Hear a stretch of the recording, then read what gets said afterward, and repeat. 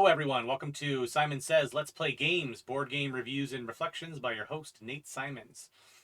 Today's video is been a little over a year in the works. This dates back to May of 2023 when a group of us went to Bland, Missouri and attended a location called Gamers Ranch, which is kind of a game retreat getaway. We spent a 4-day weekend there. And this is kind of a recap of all the different games that we played while we were there. To caveat that, shortly after we returned from Gamers Ranch, I recorded a 3-hour video with a few of my friends where we got all of their thoughts, including my own, on each of the games that we played during that weekend. And after recording for 3 hours, we discovered that my mic had not been working through that entire video. So what I've done here is I'm going back and kind of recapping the games that we've played. I'm going to bring up the BGG listing so you guys can kind of see the ranking. I'm going to use some of the pictures to kind of facilitate the discussion there. And then after I'm done, I'm going to cut in some thoughts from the video from my friends here so you guys can kind of see what their thoughts were on it, get different perspectives of it outside of mine. I've split up these videos into kind of thematic groupings. So today's grouping specifically will be about the shorter filler or party games that we played. And here we go. I'm going to start out with a little game, kind of a meta game called Don't Get Got. And what I'm going to do here is kind of share the different BGG pictures so you guys can get a feel for what the game is and how it plays. Don't Get Got. I actually have the Shut Up and Sit Down version, special edition. There's actually a couple other editions out here that you can get.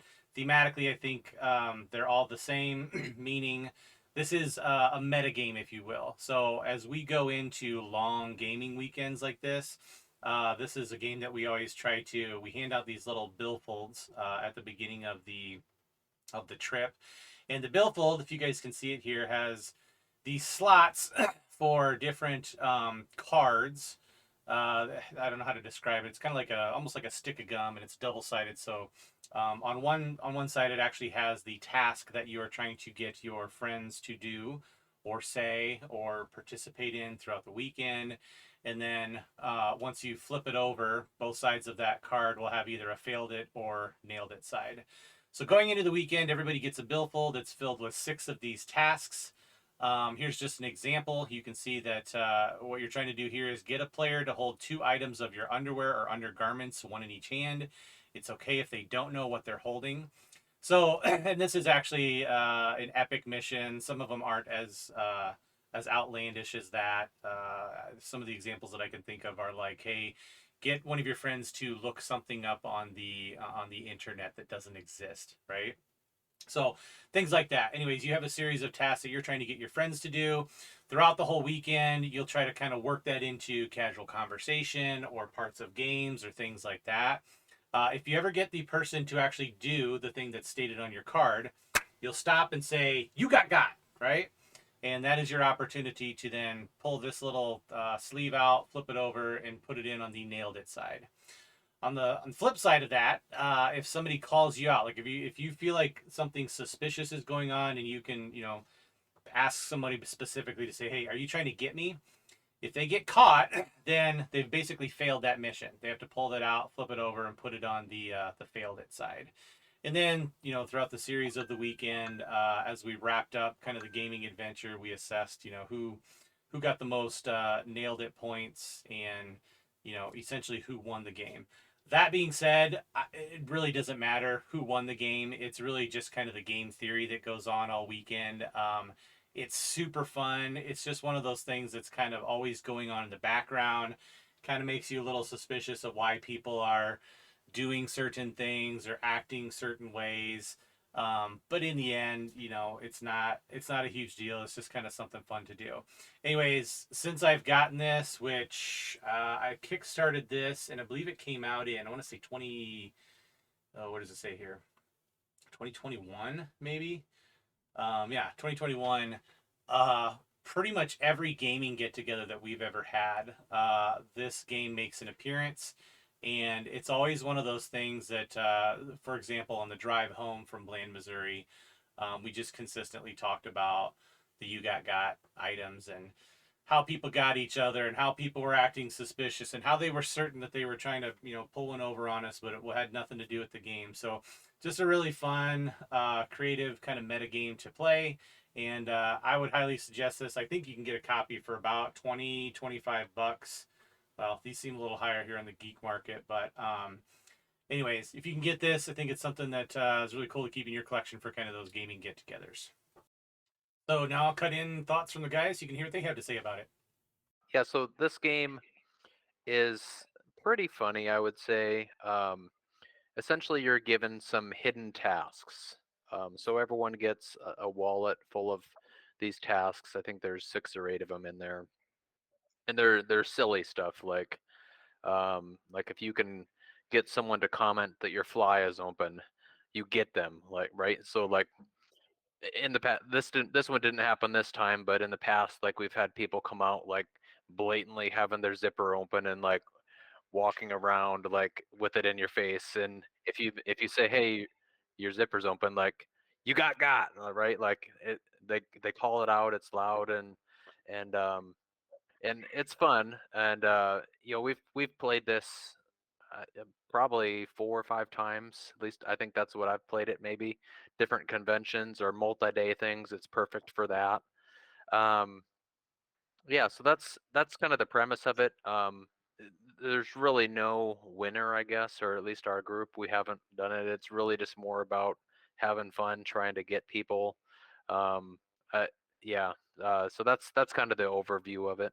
So, obviously, it depends on what your clues are that you're given, or what objectives you have. Like some of them are just so ridiculous, like I'm not even gonna try that. And other ones are like, okay, this one, it could be good, but it's going to take a lot of setup. Like you're trying to set it up maybe for several hours, or maybe even overnight to the next day. Like you're just trying to set it up. In fact, I think not at Gamers Ranch, but the last time we played this, Nate, like he kept calling some game the Mike Tyson of games or something like that, and we're like, oh gosh, like I think he's trying to set up something here. So ultimately, I don't think you were for that one, but like it's kind of, it leads to some kind of funny scenarios, where you're doing some silly stuff while you're playing a different game. Yeah, it makes you skeptical of every high five, every good job, every odyssey in your group. And there's a way to win and a way to lose with them as well. So if somebody is walking around and they're flaunting their barn door just being wide open, and you look at them, look at their crotch, and say, "Are you trying to get me?" They lose out. They don't get to get anybody else with that the rest of the game, because you have called out that attempt to get got. So I really enjoy it. It's just a fun activity, not considered really a game, but fun activity for any time you have a multi-day event or a really long day of gaming. So I would highly recommend it. My fail for the weekend was I just happened to always carry cologne in my carry-on, and I went back to my room and put on cologne 4 or 5 or 6 squirts at a time, probably a dozen times one day. And I had a headache so bad from smelling this cologne that I couldn't hardly play games. And not one person commented on my cologne. It was pissing me off, but also hilarious at the same time. We've played this game enough times that we've made a house rule that we call you can't got block somebody. So if your don't get got thing was, so that, what's that one? It says get a player to hold 2 items of your underwear or undergarments, 1 in each hand. Okay, so if I'm like explicitly talking to Matt about like, hey Matt, whatever, grab this underwear. I mean, I'm not going to be that obvious about it, but if I'm talking to Matt, like Nate can't come in and say, are you trying to get him? We call that a got block. You can only say, Matt would be the only one who would be able to say, are you trying to get me? And if he says that, I would say, yeah, and then I got to flip it to failed it. But if he does it, then I nail it and I say, you got, which is very satisfying, and not only satisfying to say, but it's also hilarious when 2 rooms away you hear somebody scream it, and then you get to be like, what was it that you got Yeah. him to do? So it's a meta game, as mentioned. Like, this is going on in the background of everything else that you're doing. I was gonna say, like, yeah, you like similar to what Garrett was saying, like I had a couple and I was like trying, but like as you like go down a path of like trying to set it up, you're like, if I go any farther, it's gonna get so obvious that I'm gonna get called out. Like I'm just trying to like lead people along, but yeah, I ended up struggling a lot. I don't know if I had hard ones or what, but I didn't do very well at this game at all. Okay, next up was Blood on the Clocktower. This is a very highly ranked game. I think it's like the number one party game right now, ranked 171 overall on the BGG list. Blood on the Clocktower is a hidden role selection player elimination game. Really, what you're trying to do is you're trying to identify, like, I think it is who's the demon within the group. If you ever played games like Werewolf or Mafia, very similar theme there. I think one of the things that kind of sets this apart and makes it maybe such a better version of that is there is no true player elimination. While your character can get killed off, you still get to participate kind of in the nightly discussions, if you will, and you still kind of get to have a say. And I believe you get one last vote, even as you are a dead person, to kind of basically help the game win.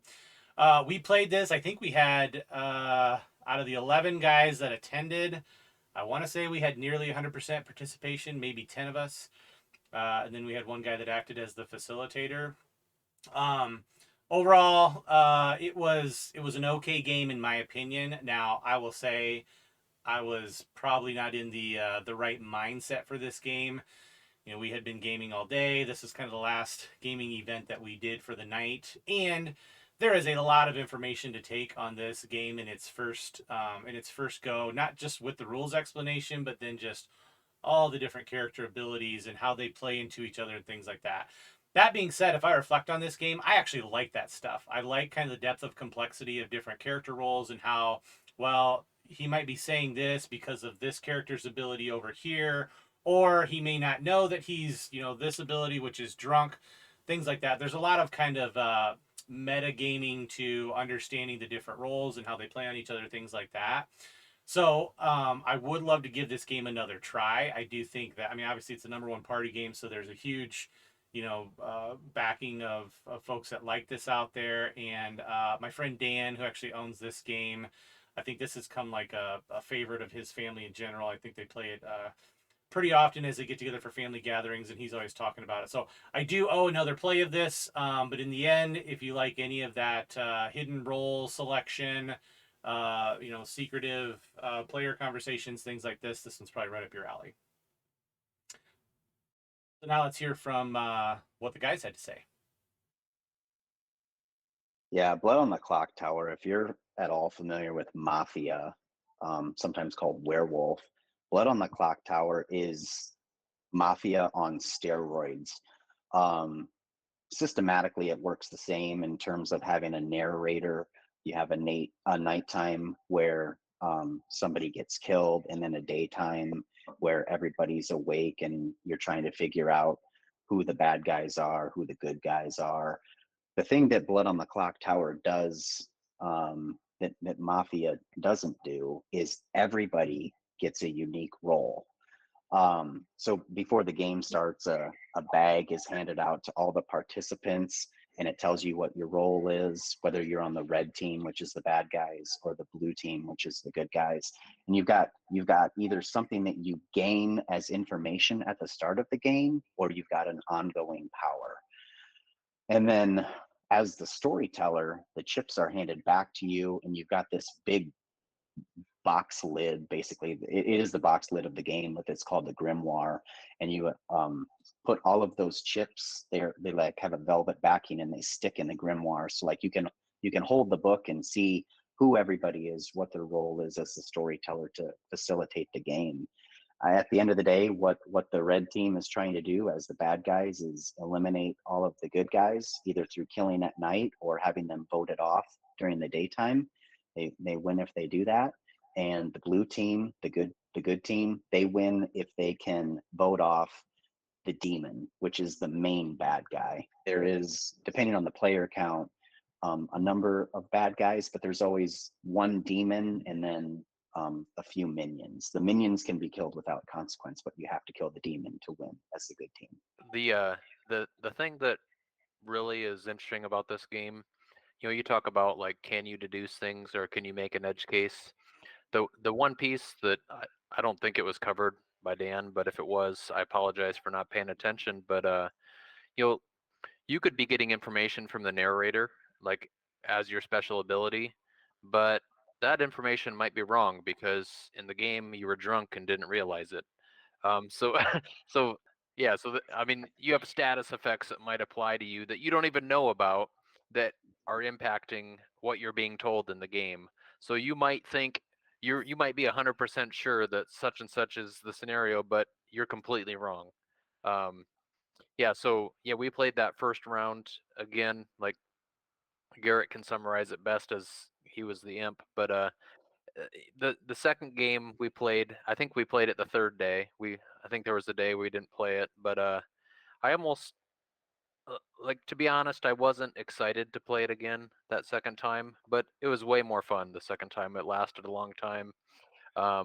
Honestly, if I'm being completely honest, I played it mostly out of pity for Dan for having invested so much time in the rules. But it was a blast, and I think we ended up, the townsfolk or the good people ended up winning that game. Ironically, because the bad people were in real life drunk. So, Yeah. Nate, yeah. those are not images of the production copy of the game. Yeah, they must be. So we're talking about the amount of time commitment that I put into this game, and rules wise, I would say it's not a heavy game in terms of rules. What made it a big time commitment was I was committed to being the storyteller, and as the storyteller, you have to understand what every role is in the game and how the intricacies of that role interact with one another if you want to run the game smoothly. So that was a big chunk of it. The other thing is the Gamers Ranch copy was unpunched when I pulled it off the shelf. And there's like over 200 tokens in this game. And of course, when you open a game, you don't really know the best way to organize it. So like, it's trying to figure that out. And that probably took 45 minutes just to organize it. But so I didn't play this game as a participant. I was the storyteller both times we played the game. So I can't speak from that perspective. But what I found interesting as a storyteller compared to Mafia is you're a lot more involved as a storyteller. There are places in the game where you can put your thumb on the scale and tilt it one way or the other, depending on which roles are in play.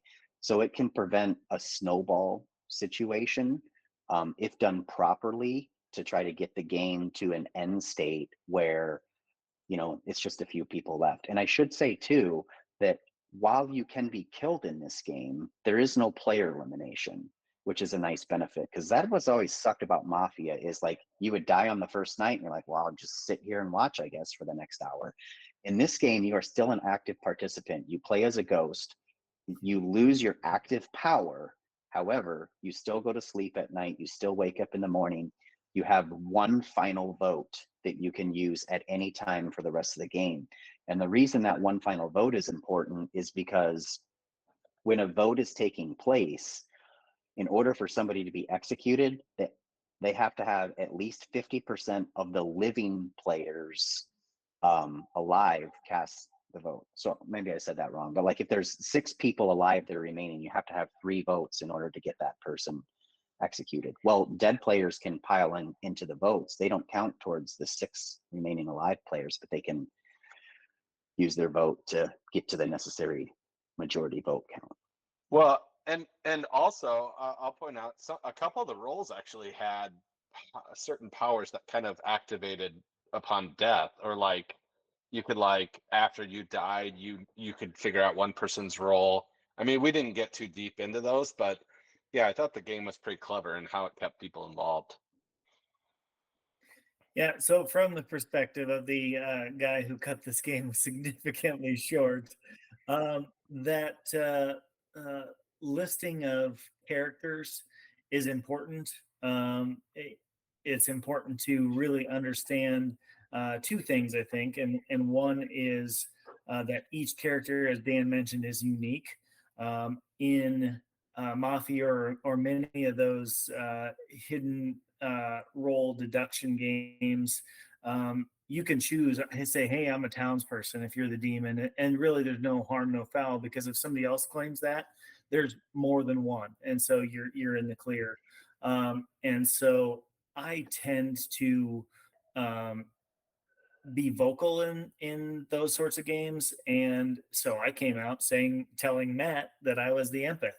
Well, there was one of them, and it wasn't very long into the game that somebody else claimed to be the empath, and um, they were believed, and so a vote went up, and I was immediately killed.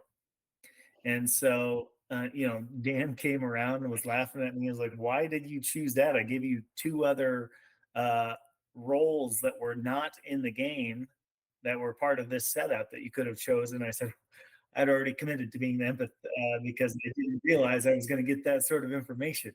And so that really turned the game quickly. Overall, I would say there are two types of games that I'm not a huge fan of. And one is social deduction and the other is area control. So this falling into one of those categories. It wasn't my favorite game. I could see the benefit of this one given more complexity to it than just talking and talking and talking and not getting anywhere.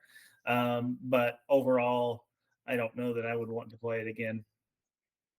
Well, think about some of those nights we played Mafia for 4 hours in a row, or a weekend where we played Mafia for 10 hours, right? Like, you would like some of those like very basic strategies would like evolve very quickly, and then you'd like get into next level strategies, and you'd really start to understand, like, I can claim to be this person, and then I can kind of hook this person because they'll know, like you could really build it out. We didn't get too far in that, only playing twice and really only having what, 3 nights total, 4 nights total between the two games. Like, we didn't get that far down some of those strategy paths, but I think if we had spent all our Mafia time playing this game, it would have been just, your brain would have been a pretzel trying to like connive people, like using all the different roles and saying, no, I am this person and they're this person, and like trying to wrap people around in circles.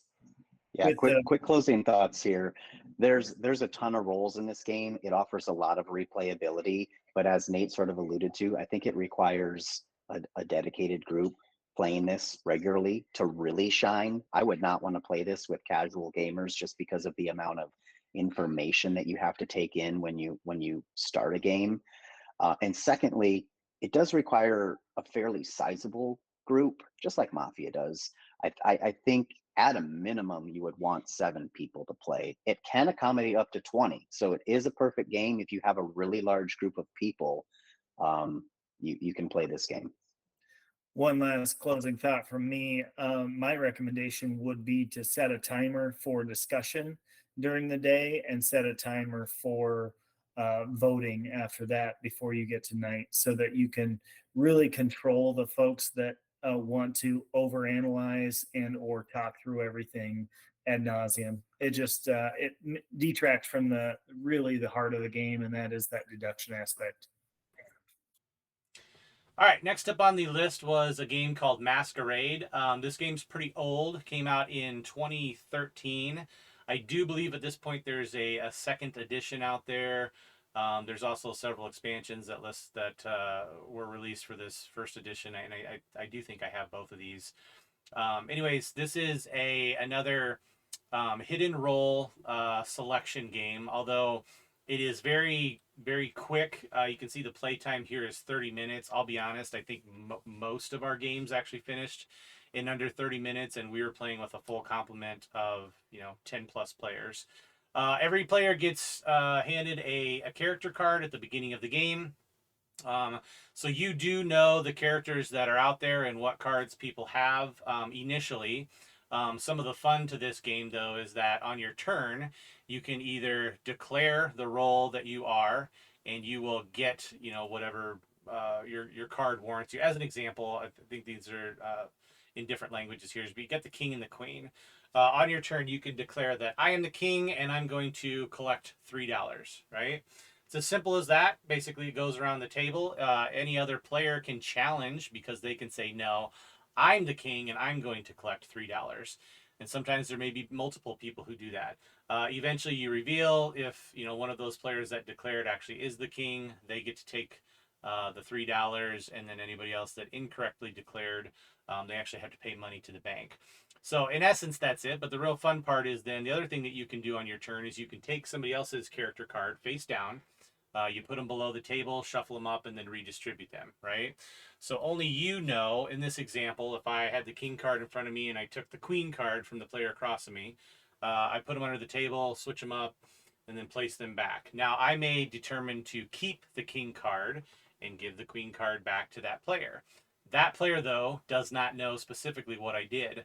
So the third thing that you can do on your turn is you can either declare the power, you can take cards and switch or not switch them with other players, or you can actually peek at your card on your turn, right? Those are one of the 3 things that you can do. So as the game goes around, it's really just kind of keeping track of where character cards may or may not be.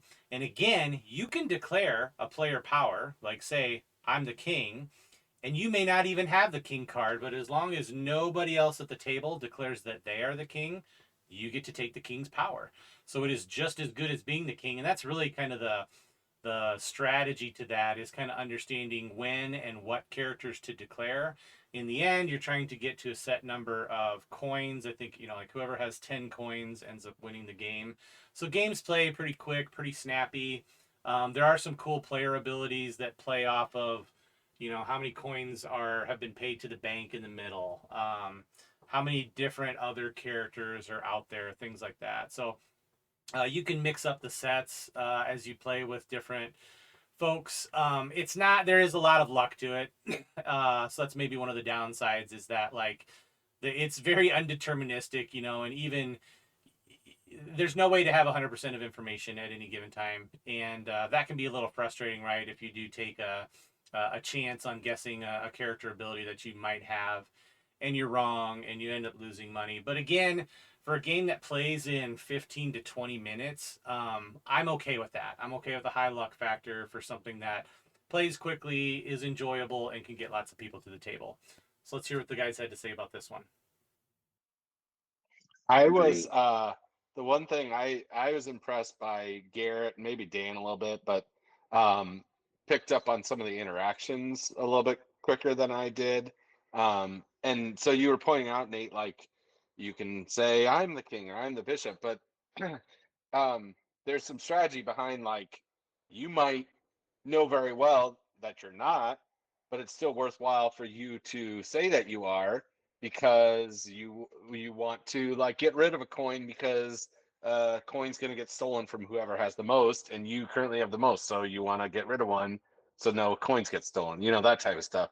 Yeah, it was kind of interesting. I went into it having not played it before, and I knew it would be like a lot of role switching and it might be hard to like keep track of everything. I thought like I might just try to be like a chaos agent and just like screw things up and like switch cards around and stuff. It was a little bit harder than I thought to do that. I mean, you have very limited ability to do that, but I don't know. It was interesting to play. I didn't feel like I did very well at it. I don't know if I want to play it a ton more, but I'm glad we gave it a go. I had a hard time getting into it. I mean, honestly, like the group size we had, it was so big. I didn't get many turns, and a lot of what happened in between my turns, like when I knew what my role was, someone would take my card, and then I have no idea who I am. So that coupled with not even having very many turns, I don't know, it kind of put me off a little bit. It was fun, like when and this happened several times. Usually it wasn't with me, like when you're the peasant, I'm just a peasant, and the other peasant, you know who each other is, and you just completely double up on it. It's pretty funny. So I would say this game is probably somewhere between Coup and Citadels. I would say all 3 of them share some similarities. I actually really liked the game. I liked the opportunity to to mess with somebody else, help or make them struggle to figure out, okay, did he switch the cards? Do I have the same role that I had before? Is it worth taking that risk? And so some of the characters interact well with one another. I think the he or the judge maybe takes a pile of coins out of the middle, and so if you have a strategy to try to get the judge, and so you're every time you're wrong, your coin goes into the middle, not to another player. So if you can figure out who the judge is, and then there's enough turns to get around to you, you can claim who you are all you want, and then you're going to get those coins back at a big haul later on. So overall, I like the game. I think I probably prefer it to those other two. Plays a little bit shorter than Citadels, and to me, had a little bit more fun aspect to it than Coup. We played it because we had a large group and it accommodates a large group, but I'm very meh on it. I think it's a lightweight, light social deduction game. I would not choose to play this game compared to other like party games for groups of that size. Okay, next up is a game called Phantom Inc. Phantom Inc. is a team versus team game, and I didn't realize this at the time that we played it, but it is very similar to a little older game called Crosstalk, if you guys have ever played that. Anyways, what you're doing is you actually have on each team, you have somebody that is a ghostwriter, and then you have the rest of the team that's trying to actually guess. You're going to choose cards here. Let me see if I can get a good example. So here's some example of some of the question cards that you would lay down. So you would lay down a card that says, your team has a secret word that you're trying to guess. And you would lay down a card that says, what container would I keep it in? Okay. So the ghostwriter at this point has to think of, for that particular word that they have, that object or whatever, what type of container would they keep it in, right? Once they have the answer to that question in their head, they will actually start to, one letter at a time, start to scribble that out on this sheet of paper here, right? And so let's say, as an example, the container that I wanted to do was box, right? So I would start, and there's some thematics to this. You kind of use your ghost voice or your spirit voice, if you will, and B. So you draw a B on the board. O. Draw an O on the board, right? At any point, your team can tell you to stop, meaning, they've inferred that they have enough information that they know the word that you were writing. And it kind of eliminates the other team from getting, the full breadth of information. Because if I remember correctly, they don't actually see the question that you're answering. They just see the word that you're writing on the paper. So this goes back and forth, and I hope this makes sense. But through the series of these rounds, as you write more and more information about that particular item, at some point then you can actually guess what the word is. Conversely, though, the team, as they get more information around like words associated to what your secret word is, they can also jump in and guess the word or steal the word, right? So it is one of these games like Decrypto or things like that, where like you don't want to give too much information, but you want to give enough information that your team, with the specific context of the questions, can actually end up guessing the word that you've got. It's a really cool game. It's another one that plays fairly quickly. I mean, I think we play over the course of the weekend. We probably played this, I want to say, at least 3 or 4 times with different teams and kind of changing it up. And it's a great family game as long as you've got ones that are old enough to read and write and understand the words and things like that. It's a great one to play with the family. So I highly suggest this one. I was actually thinking about buying it until I realized that like I said, the game that I own called Crosstalk is actually very, very similar to this. I don't necessarily think that I need a copy of Crosstalk and a copy of Phantom Inc. But I would highly suggest, if you like these kind of word and word guessing games, that this would be one to check out. So let's hear what the guys had to say on this one. Phantom Ink is a party style word game, in the ilk of like a Just One, although it doesn't really play like Just One. It's team based, and it can accommodate unbalanced teams. You need at least 4 players, but really it can accommodate any number of players greater than 4. So what happens is, one person from each team is a spirit, and they look at a card that has 6 words on it, and between the two of them, they decide what word they want their team to try to guess. An example might be ship. Then the teams are divided into the sun team and the moon team. So the sun team goes first, and the sun team has these question cards. They'll have 7 of them in their hand, and they'll take 2 question cards and they'll hand them to you as the spirit. And then you determine of those 2 question cards which one you want to answer, hand that back to your team. And then one letter at a time, you write the answer to the question. So as an example, animal. If it were an animal, what animal would it be? Well, that's not really relevant to ship, but if you got 2 questions that aren't relevant, you gotta make something up. So I might think of like fish as an example. So I'm gonna start writing F, and then I'm gonna pause for a moment and see if my team might know what I'm writing. And then I'll write I. I think it said in the rules you have to speak it as if you were a spirit. So Yeah.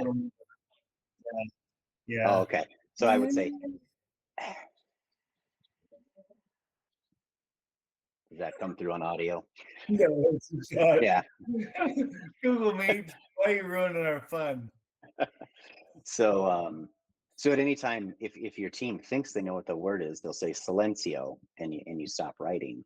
The other team goes through the same process over and over again until such time that your team thinks that they might know what the word is, in this case ship. So if they think they know, then they take the pad of paper and they start writing 1 letter at a time. They'll write S, and if it's correct, you knock on the table, and so on and so forth until it gets to the end of the word and you write a period.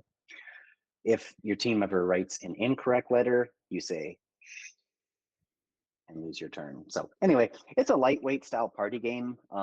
We busted this out late one night on our last night, and it was a hit. Like we probably played this 5 times back to back to back, and more people kept joining. By the end, we probably had 10 people playing this game. I thought it was good for what it was. I'm gonna jump in because this was one of my like winners of the weekend. I just thought this game was fantastic. Dan mentioned a couple that it's similar to. I think he might have missed saying the crypto is probably the one I would say it's closest to, in that it is that competitive style, right? And it's also like the key, like in a lot of those word games, like you think the key is getting your team to know what you're talking about, but you start to realize later on, like the key is more not letting the other team know what you're talking about. It's okay if your team doesn't know. What's most important is that you don't let the other team know, let them in on what you're talking about, because that kind of gives us the game away. It also had a very clever little mechanism with the eyeball there, where when you got to the eyeball, you could force them to add another letter. So we realized later on, maybe I'm giving away some strategy that we started to arrive at, but like later on, we started to realize like, hey, like stop them even sooner than you would stop them, like, and force the other team to use an eyeball on like a really short, 1 or 2 letters that you didn't get very far at all, because we can get that too, and we still have more knowledge about what that might be related to. So yeah, I thought this game was brilliant. I loved it. Yeah, I agree. The word selection should be very deliberate. I would say, in the same vein of playing the shortest Blood on the Clocktower game ever, we may have had the shortest Phantom Ink round ever, where the word was ship. Dan was not using a random example. And I don't remember what the questions that were asked were, but Nate started writing and he got HARB, and there's 2 words. Yeah, where would you find it? And there's 2 words probably in the English language that start with HARB, and I doubt he was trying to write out harbinger. And so we're like, okay, harbor, got it. And then Dan's team let him get all the way to PIR for pirate. And so right away we were like, okay, it's either boat or ship. Let's go ship. And after 2 clues, we got it. So yeah, overall, I thought it was a great game as well. I love word association games, and this ranks right up there with Decrypto, still being my favorite. Yeah, this was a ton of fun. Yeah, we played multiple rounds of this. I think it can be stressful as the spirit or whatever when you're trying to think of, well, first of all, which of these 2 clunker questions am I going to answer? Like maybe neither of them have anything to do with, but you have to pick one of them. But then also like as the people giving the questions, like you want to give a question that ideally has a very specific answer that you can get quickly. Like you don't want to give that other team a lot of letters. So like one of them might have been like, hey, what's the primary color? And if they write Y, like stop right away, it's probably yellow, right? Like, but the other team, what possible word is this? Like they have no context of what the question was or what the answer is, and maybe they'll have to waste an eyeball on it. One of my favorite things about games is where you can make it, you can dive as deep into strategy as you want, or there's a lot of strategy there for the taking, but like a family could easily just play this game and they would have a ton of fun, and like they wouldn't, people, there could be people not thinking that hard about it and they could still have a ton of fun. But we were like diving deep, and like we were looking at 2 cards and we were like, give them one like way out of left field card and one like pretty middle of the road card, and like kind of like managing our cards that we gave them because they're only going to use one of the 2.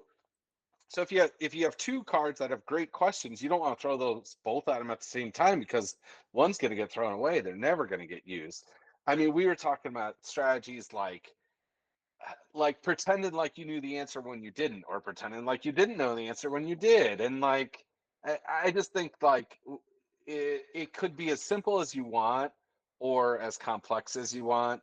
And last point I'll make is it also, although it didn't seem like it up front, it was like a really good smack talking game. Like it was like, because it was very us versus them, and like to make fun out of the other team for making a mistake or like saying something really obvious.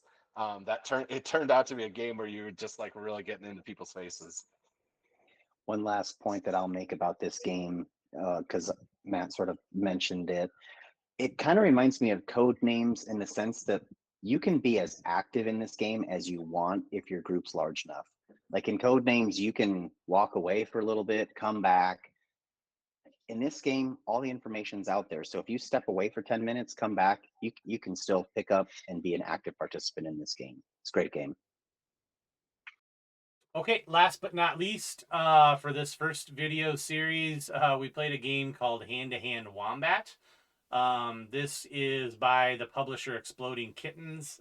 So this group, I think, is known for kind of their silly and outrageous party games, things like Throw Burrito, Exploding Kittens. I will say this game was entertaining.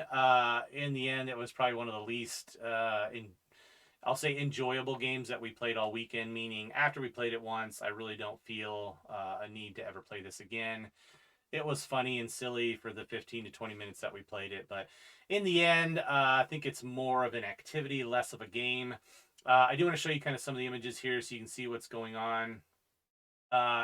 You actually play within the box itself, and every player is blindfolded, or I can't remember if they actually include blindfolds or you just have to close your eyes. But as you play, you're actually trying to construct these 3 towers here.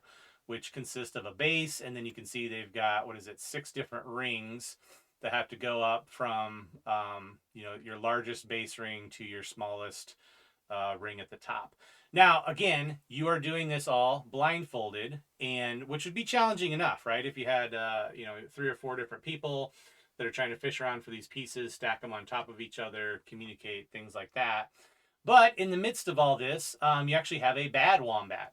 So somebody, think of it as like a traitor, somebody who's trying to sabotage you guys from getting these in the correct order. And so that's the fun part, is like, even as you're blindfolded, you may mess these things up. You may get, the second largest thing on the bottom and then figure out that that's too small, have to take it off, rearrange it, things like that. So there's natural, mistakes that you may play, in addition to kind of this bad wombat out here who's trying to sabotage stuff. In our game experience, the bad wombat themselves was very easy to spot during one of the sessions that I remember. Like, they were just outright out there just waving their hands around, knocking pieces over. So as soon as we identified like who that person was, it was pretty easy to win. So I mean, I think there's some depending on how secretive you are to your sabotage efforts and things like that, this may be a little fun. But again, it's super silly. There's not a lot of strategy to it. I can see maybe my kids, who are 8 and 10, enjoying something like this, but for a group of adults, I think this is something that would wear out pretty quickly. So take that for what it is. Let's see what the guys had to say about this. You get 1 point. If you get 2 towers, you get 2 points. If you get all 3 towers, if you only get 1 tower fully completed, the wombat gets a point, or the bad wombat, sorry. And if you don't get any of the 3, the bad wombat gets 2 points. So it progresses from 0, 1, 2, or 3 on the scoring. I was talking to my wife on the phone and my family, probably 20 feet away from the house, and like she could hear the yelling and excitement that was going on in there. This game sounded really fun to play. Like, I think I agree. Like, I came in and caught the tail end of it. It looked fun. Like, I mean, it was fun for me to watch you guys play. I don't think I would have wanted to play. Yeah, I think what Nate said is right. It's made by the makers of Exploding Kittens. So, they've got games like Poetry for Neanderthals, Happy Salmon, Throw Throw Burrito. Like, the experience of the games is about like the people participating in the games, making the game fun, not necessarily the game being a good game on a standalone basis. I am not a huge fan of this type of game. First of all, I thought the box was too small for what it was trying to accomplish. Like 5 men sticking their hand into a 12 by 12 box trying to manipulate small pieces, like everyone's dick fingering each other. It seems like it should be fun. It wasn't fun. Would not recommend to heavy gamers. A casual gaming group, I could see enjoying something like this. Do you think it's like a filler game or anything, though? I'm kind of surprised based on like, it seemed like you guys were having fun. Well, here's the deal. Those 2 asshats are both wrong. So this is 12 by 12 box by design, so that there's not a lot of space, so that you're dick fingering things and can't figure out whose hand is what and how to get the biggest sticks nib pile or piece on the bottom. I overall, for what it was, it vastly exceeded my expectations. I thought it was fun. You only have 1 hand, so it's not just close your eyes. It's put your hand on your face so that you're not using your second hand in there. So to be able to find the piece that you need and partner with somebody that you think is a good wombat to get that piece on the pylon so that you can go find the next piece in the pyramid. Overall, I thought it was really fun. I would even house rule it to where you can't, you have a referee and you can't take your hand outside of the box, just to make that a little bit more challenging and keep that absurdity going in the game. Overall, I really liked it. I'd play it again. But as Dan mentioned, the one thing that he was right about, it probably takes the right group of people to play it, to where everybody's having fun and harassing each other about how bad they're doing or what they're doing. So that was one of my favorite parts as well, was when people on the good Wombat team with me were screwing up, I was going to let them hear about it. Okay, so there you go. That is, kind of the first series here, the 5 party games that we played over the course of the weekend. There will be more of these video series to come as we go through some of these other games. So I appreciate you guys listening. If you have any thoughts or feedback of your own, please feel free to share those, and we will see you next time. Thank you.